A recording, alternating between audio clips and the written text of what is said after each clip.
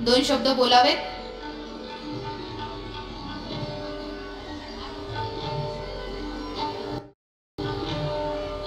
मुख्यमंत्री माझी लाडकी बहीण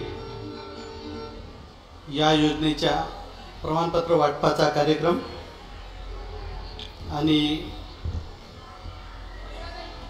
आज हा महिलांचा मेळावा, आज या कार्यक्रमाचे प्रमुख उपस्थिती आपल्या सर्वांचे लाडके राज्यसभा सदस्य माननीय अनिलजी बोंडे सर,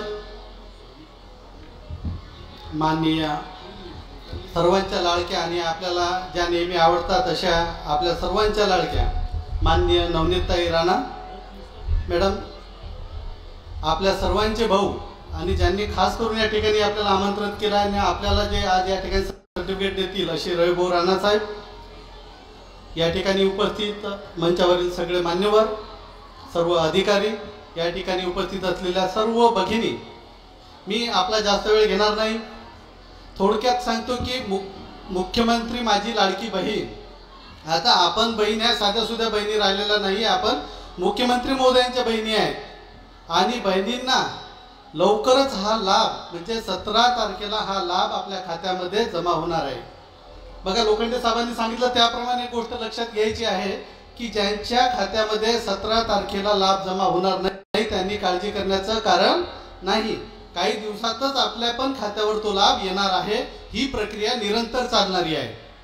आपल्या लक्षात आलं असेल की पहिल्यांदा उत्पन्नाचा दाखला लागत होता, डोमिसाईल लागत होता, परंतु शासनाने ह्या सगळ्या अट काढून टाकल्या।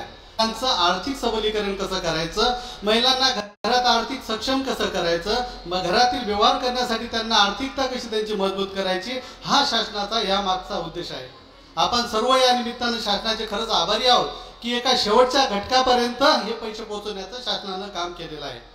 मला या ठिकाणी सांगताना आणखी आनंद होईल की फक्त बहिणीसाठी महाराष्ट्र शासनानं काम केलेलं नाही आहे, आपण ज्याला म्हणजे गमतीशीररित्या लाडका भाऊ पण म्हणतो अशी युवा प्रशिक्षण कार्य योजना पण शासनाने सादर केलेली आहे। जे आपले मुलं असतील, जे आपले भाऊ असतील यांच्यासाठी सुद्धा योजना आहे की जे 12वी आहेत, ज्यांनी ITI केलेलं आहे, जे मुलं ग्रॅज्युएट आहे, पोस्ट ग्रॅज्युएट आहेत, यांच्या खात्यामध्ये 10,000 रुपये यांना अप्रेंटिसशिप देण्याची योजना सुद्धा शासनाने सादर केलेली आहे आणि ती योजनेचा लाभ पण देण्याची कारवाई आपण पूर्ण केली आहे। योगायोगानं DPDCच्या दिवशी आम्ही याचे सर्टिफिकेट सुद्धा वाटप केले, याच्या लाभाचे अप्रेंटिसशिप आपण सुरू पण केलेली आहे। ह्या दोन्ही योजना कार्यान्वित झालेल्या आहेत। तिसरी योजना वयश्री योजना महाराष्ट्र शासनाने सुरू केली आहे। या वयश्री योजनेचा लाभ सुद्धा हा जे 65 वर्षाच्या वरील आहेत, 60 वर्षाच्या वरील आहेत, या लोकांना या वयश्री योजनेचा लाभ होणार आहे आणि यामध्ये जे दुर्धर आजारांना पीडित आहेत त्या लोकांसाठी ही योजना केलेली आहे। आपल्याला माहित आहे हा ऑगस्ट महिना आपला हा धार्मिक महिना म्हणून ओळखला जाते। या धार्मिक महिन्यात आपल्याला वेगवेगळ्या ठिकाणी पंढरपूर असेल, आळंदी असेल, देऊ असेल, अशा ठिकाणी आपण जात असतो। अशा ठिकाणी जाण्यासाठी सुद्धा योजना शासनाने केली आहे। तीर्थदर्शन योजना म्हणून तुमच्या आमच्या सर्वांसाठी ती योजना आहे।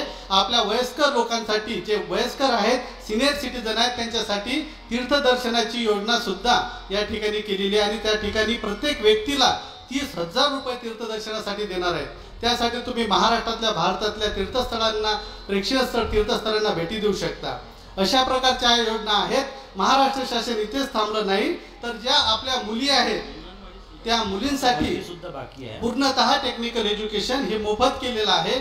या विविध योजना महाराष्ट्र शासनामार्फत या ठिकाणी राबवल्या आहेत। मी या ठिकाणी माननीय आमदार रविभाऊ राणा यांचं खरं अभिनंदन करतो आणि त्यांचे धन्यवाद सुद्धा देतो की आपल्याला या निमित्तानं आपल्या सर्वांना सर्टिफिकेट वितरणाचा कार्यक्रम या ठिकाणी त्यांनी आयोजित केला। मी आयोजकांना धन्यवाद देतो, थांबतो, धन्यवाद।